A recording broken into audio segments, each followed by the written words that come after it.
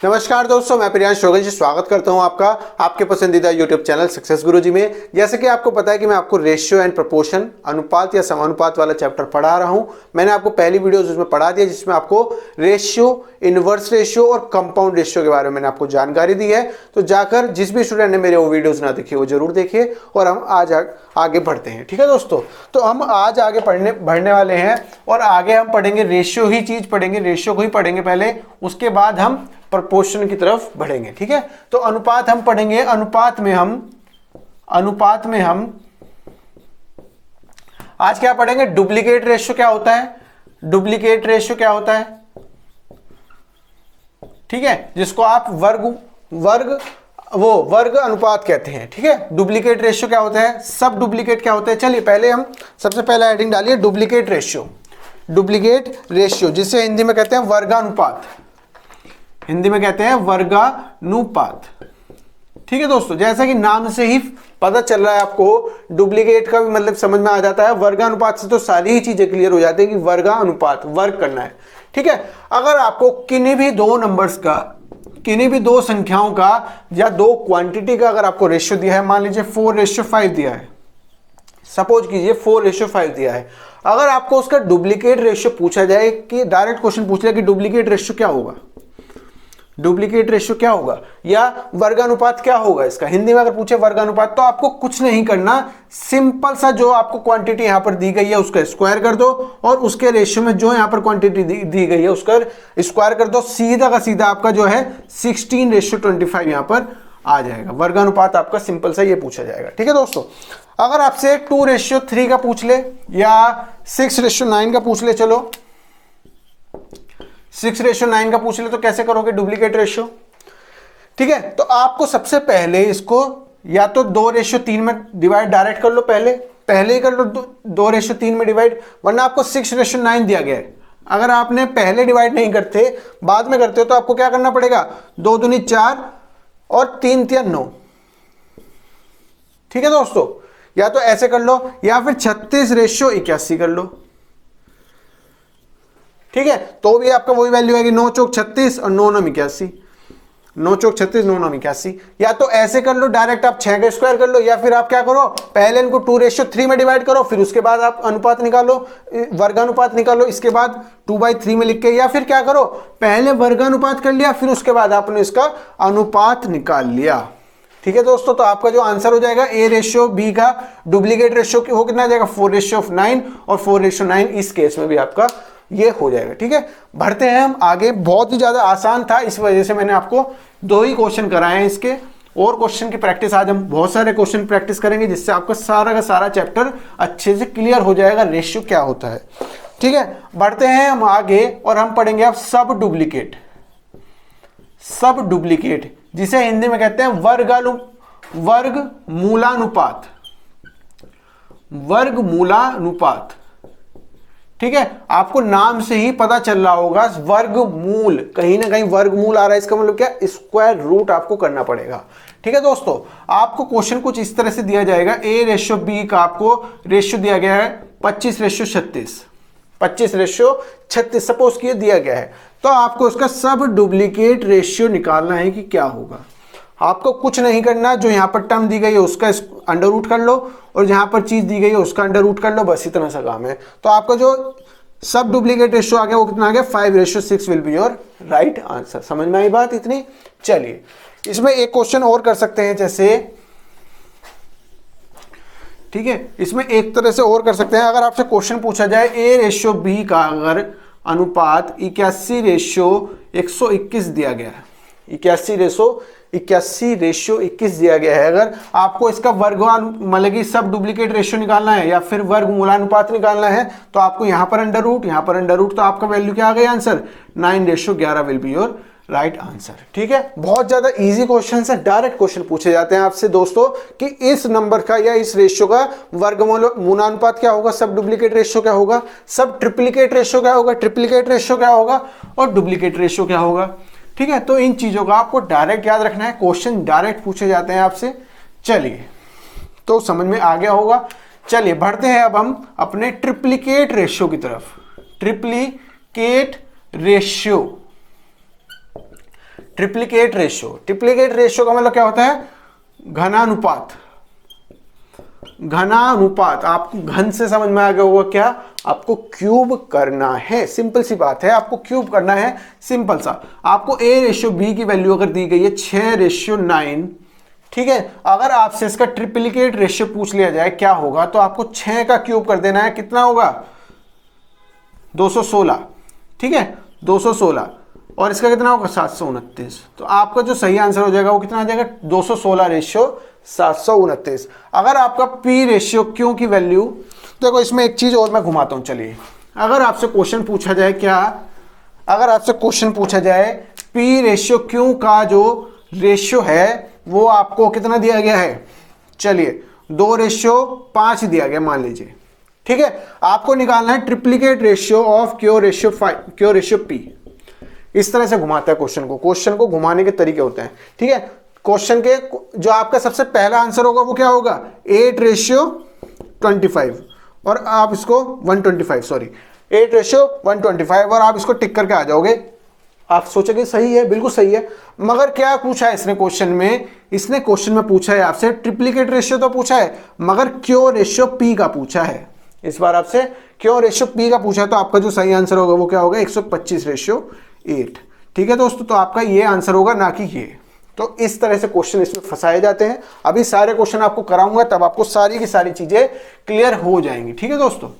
चलिए, अब अगर आपसे क्वेश्चन पूछा जाए सब ट्रिप्लिकेट, सब ट्रिप्लिकेट, इसका मतलब क्या हो जाएगा? यहां पर घन मूलानुपात, घन मूलानुपात, इस तरह से घन मूलानुपात आपसे पूछा जाएगा, तो आपको क्या करना है? मान लीजिए आपसे 343:216 वैल्यू आपको दी गई है, A/B का अनुपात दिया गया है, ठीक है। तो आपको घनमूल करना है, बस केवल 3 की पावर 343 कर लो यहां पर, और यहां पर 216 का क्यूब, करनी जिसे बोलते हैं, करनी कर ली हमने 3, ठीक है। तो यहां पर 7:6 आपका आंसर आ जाएगा। बिल्कुल सिंपल सा चीज है, मगर 4 चीजें आपको क्वेश्चन में मैंने बता दी कि इस तरह से आपके क्वेश्चन में पूछी जाती है। अगर मैं आपसे 1728 का पूछूं और 2197 का पूछूं, तो क्या होगा? P रेशियो क्यू की वैल्यू दी गई है आपको 1728:2197, ठीक है। आपको घनमूल अनुपात निकालना है या फिर सब ट्रिप्लिकेट रेशियो इसका निकालना है, तो आपको सिंपल सा याद होना चाहिए कि 12:3 जो होता है वो इसका अनुपात होगा। आपको ट्रिप्लिकेट, मैंने जब आपको स्क्वायर और क्यूब पढ़ा रहा था तब भी आपको बताया था कि क्यूब जो है वो आपको 20 तक कम से कम याद होने चाहिए, स्क्वायर जो है वो आपको 30 तक याद होने चाहिए। रटने के तरीके भी बताए थे, कैसे कैसे आप, जो उसमें मेथड थे, डुप्लीकेट मेथड था, सॉरी डुप्लेक्स मेथड था, और बहुत सारे मेथड मैंने आपको बताए थे। तो जो भी स्टूडेंट्स ने मेरी वो वीडियोज ना देखी हो वो जरूर जाकर देखें, ठीक है दोस्तों। चलिए, उन सभी की जरूरत जो है वो आगे आपको चैप्टर में पढ़ने वाली है। जब आप डाटा इंटरप्रिटेशन करेंगे, जब आप सारणी करेंगे, उस समय पर आपको जरूरत जरूर पड़ेगी उन चीजों की। आप मेरी बात को लिख कर रख लीजिए, ठीक है दोस्तों। अब अगर आपसे क्वेश्चन पूछा जाए 1:2:1/3 और रेशियो 1/5, तो आपको इसका रेशियो बताना है कि रेशियो क्या होगा। अब आप कहेंगे सर 1/2 रेशियो 1/3 1/3 रेशियो 1/5 तो है, तो आपको क्या निकालना है? मान लीजिए आपको A/B/C की वैल्यू दी गई है, ठीक है, मगर ये जो चीज है ये आपका पूरा का पूरा ढंग से रेशियो नहीं है, क्योंकि जो रेशियो है वो कभी भी फ्रैक्शन में नहीं होता कि आधा पार्ट इसका मिला है, 1/3 पार्ट इसका मिला है, 1/5 भाग इसका मिला है, सी का, इस तरह से नहीं होता। तो आपको जो है होल नंबर में इसका एक तरह से वैल्यू निकालनी है। तो होल नंबर में आपको निकालने के लिए आपको क्या करना पड़ेगा? जो भी इसके भिन्न में जो वो हर वाला पार्ट है, जिसको डिनोमिनेटर कहते हैं, ऊपर वाले को कहते हैं डिनोमिनेटर, न्यूमरेटर, और नीचे वाले को कहते हैं डिनोमिनेटर। डिनोमिनेटर ऊपर वाले को कहते हैं अंश, नीचे वाले को कहते हैं हर, ठीक है दोस्तों। तो आपको जो भी इसका हर होगा उसका आपको लेना है एलसीएम, लघुत्तम समापवर्तक। लघुत्तम समापवर्तक क्या होता है? वो भी छोटे से छोटा नंबर जो आपका इन तीनों नंबर से कट जाए। जो भी एक छोटे से छोटा ऐसा नंबर, लघुत्तम का मतलब क्या होता है? एक छोटा नंबर, एक छोटा नंबर। छोटा नंबर कौन सा? जो इन सभी से नंबर से कट जाए। अभी मैं आपको बताता हूं, ये तीनों जो है प्राइम नंबर्स हैं, अभाज्य संख्याएं हैं, ठीक है। तो आपका जो एलसीएम होगा वो 2 की पावर मैक्सिमम कितनी है? यहाँ पर 1 है, कल भी पढ़ाया था। 3 की पावर कितनी है? 1 है मैक्सिमम, और 5 की पावर इतनी है, तो 5 से 15 दूनी 30। तो जो 30 है वो आपका एक छोटे से छोटा नंबर है जो इन संख्याओं से कट जाएगा। अगर आप 30 से छोटी कोई भी संख्या लेते हैं, मान लो आप 15 ले लेते हैं, तो 15 जो है 3 से कट जाएगा, 5 से कट जाएगा, मगर 2 से नहीं कटेगा। मान लो आप 20 ले लेते हैं तो 2 से कट जाएगा, 5 से कट जाएगा, 3 से नहीं कटेगा।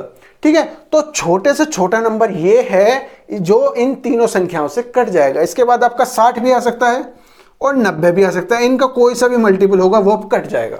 ठीक है, आप 60 काटोगे तो 2 से भी कटेगा, 3 से भी कटेगा और 5 से भी कटेगा। 90 है 2 से भी, 3 से भी, 5 से भी, मगर हमने क्या ढूंढा, सबसे छोटा नंबर जो तीनों संख्याओं से कट जाए। तो आपको लघुत्तम समापवर्तक निकालना भी आना चाहिए। तो आपको मैंने कल क्या बताया था, आपको क्या करना है, 1/2 ऐसे लिखा हुआ है, 1/3 रेशियो ऐसे लिखा है, 1/5 रेशियो ऐसे लिखा हुआ है। सिंपल सी बात है, इसमें 30 से मल्टीप्लाई कर लो जो आपका एलसीएम है, बस जो आपका एलसीएम है तो कितना है, 15:10:6, यही रेशियो आपका आंसर में आ जाएगा। ठीक है, इस तरह से अगर क्वेश्चन पूछा जाता है तो आपको सिंपल इस तरह से करना है। अगर आपसे क्वेश्चन पूछा जाए, देखो क्वेश्चन पूछा जाए 2a = 3b = 5c। अब आपको इसका a:b:c निकालना है। ठीक है दोस्तों, अब आपको इसका a:b:c निकालना है, ये आपको चीज निकालनी है। ठीक है, तो एक चीज बताइए, ये तीनों नंबर जो हैं वो बराबर हैं एक तरह से। मैंने क्या किया, इसको k के बराबर रख लिया। इन तीनों नंबर्स को जो बराबर हैं इनकी वैल्यू मैंने k मान ली, सपोज किया। तो आपकी a की वैल्यू यहां से कितनी आ गई भैया, a की वैल्यू आपकी कितनी आई, k/2 आ गई। ठीक है, b की वैल्यू आपकी दोस्तों क्या आई, यहां पर k/3 आ गई, और c की वैल्यू आपकी कितनी आई, k/5 आ गई। ठीक है दोस्तों, तो अगर आपको a:b:c की चीज पूछी गई है एक तरह से, तो आपका a कितना होगा, k/2, यहां से कितना है k/3, और यहां से कितना है k/5, k से k कटता चला जाएगा। आपको ये चीज आ गई यहाँ पर 1/2 रेशियो, 1/3 रेशियो, 1/5। और आपको इसी चीज की वैल्यू तो मैंने क्या बताई थी, 15:10:6 होती है। तो मैंने क्या समझने में आया आपको, अगर आपका क्वेश्चन इस तरह से दिया गया है 1/2 रेशियो, 1/3 रेशियो, 1/5, या फिर आपको कुछ इस तरह से दिया गया हो 2a = 3b = 5c, तो एक तरह से आप इसको सिमिलर मानकर चल सकते हैं कि आपका आंसर जो है सेम ही आएगा। ठीक है दोस्तों, उम्मीद करता हूं आपको समझ में आ गया होगा। नेक्स्ट क्वेश्चन की तरफ चलते हैं, बहुत ज्यादा अच्छा क्वेश्चन है। आज मैं आपको सारे के सारे क्वेश्चन इसमें से बता दूंगा कि किस टाइप के पूछे जाते हैं। कल हम और भी अच्छी चीजें पढ़ेंगे, इसके बारे में आगे बढ़ेंगे, मगर एक बार आपको क्वेश्चंस की प्रैक्टिस होनी ज्यादा जरूरी है। ठीक है दोस्तों, चलिए नेक्स्ट क्वेश्चन मान लेते हैं। अगर a:b:6, c रेशियो आपको दिया गया है 2/3 रेशियो, 3/4 रेशियो, 1/3, तो आपको a:b:c की वैल्यू निकालनी है।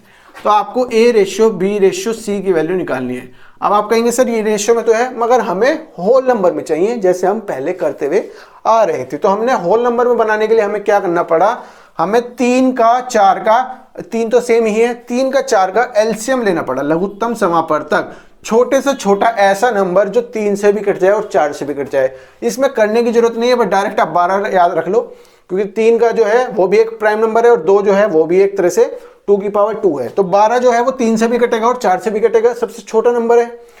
ठीक है दोस्तों, तो आपको कुछ नहीं करना इसमें, 2/3 रेशियो, 3/4 रेशियो, 1/3, और इसमें आपको 12 से जो आपका एलसीएम है उससे मल्टीप्लाई कर देनी है। तो 4 दूनी 8, 9:4, तो आपका जो आंसर हो जाएगा वो 8:9:4 आपका आंसर हो जाएगा। a:b:c की वैल्यू आपकी इतनी आ जाएगी। ठीक है दोस्तों, चलिए इसी श्रेणी में हम आगे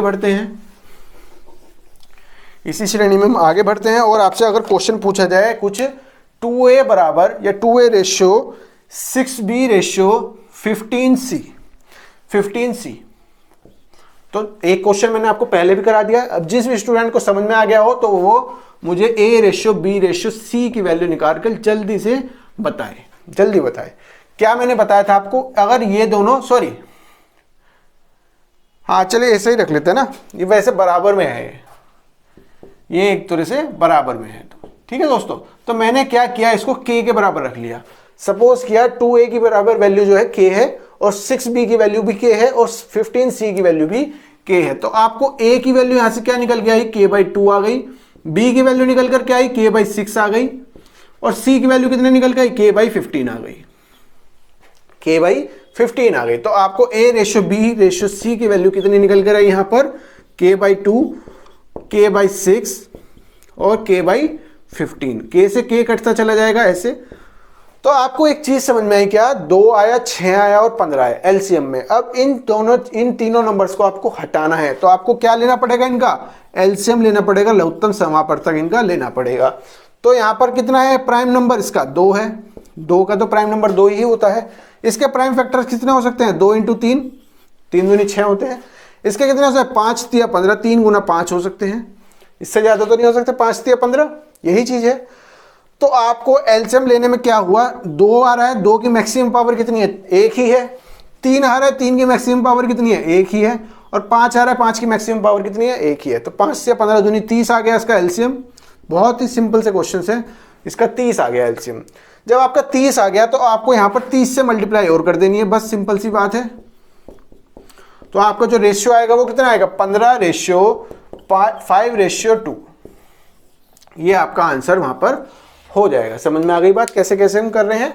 चलिए अब हम 1-2 क्वेश्चन और करते हैं अच्छे, जिससे आपको सब चीजें क्लियर होती चली जाएंगी। आपको मैं सभी चीजें रेशियो में पढ़ा रहा हूं, अभी आपको प्रपोर्शन स्टार्ट नहीं हुआ।